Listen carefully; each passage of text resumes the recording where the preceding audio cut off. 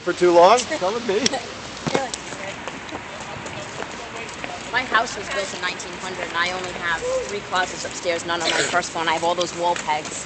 Wall pegs, huh? Well, I was taught you all through the 1700s, 1800s, those wall pegs were so much more practical to just hang up their clothes on a wall peg. It wouldn't be thanks for those clothes. I have them in the closet, no pole, just wall pegs.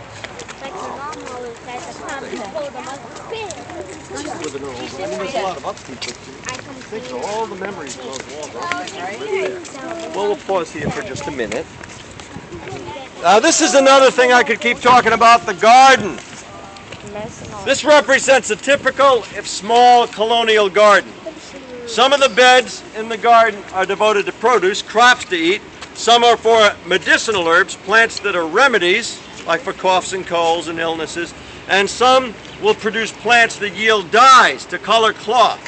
We have false indigo over there. That was a lot prettier a couple of weeks ago when the purplish blue flowers were all over the bush, but that's false indigo. That was used to make a blue dye.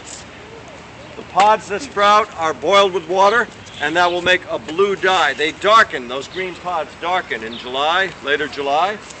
By the way, this is the 1st of July. Happy summer, everybody. Now this plant, I think it is, isn't it? Yeah. Yep. Yeah, this plant is called southernwood. And this was a remedy for coughs and colds. Everything in this part of the garden was for remedies if you had colds, congestion. If you breathe this in, say you got a stuffy nose, you inhale that plant, it will open up your sinuses. This was brewed into a strong tea, and if somebody had a cold, they would mix it with honey to sweeten the tea, and then sip it and inhale it, sniff it in, then sip it, sniff it, to open up your sinuses. So this would make you feel better if you had a cold. There you go. It has a citrusy quality to it. It kind of smells like lemon and lime. What is this? Southernwood. It has a strong smell to it.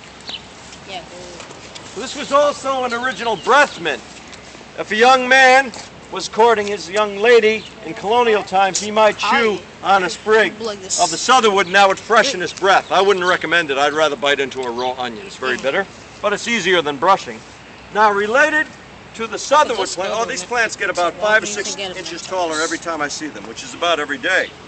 Related to the southernwood bush is the wormwood bush.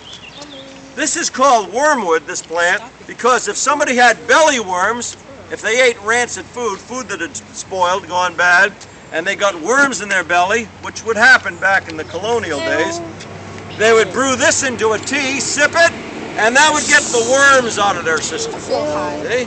So it's called wormwood. This also contains something called a hallucinogenic, a mild hallucinogenic. So if somebody chewed on leaves from the wormwood bush, they might have vivid dreams tonight, but then there's that laxative effect, so I don't know if it's a good thing. Yes, what do you want to know about?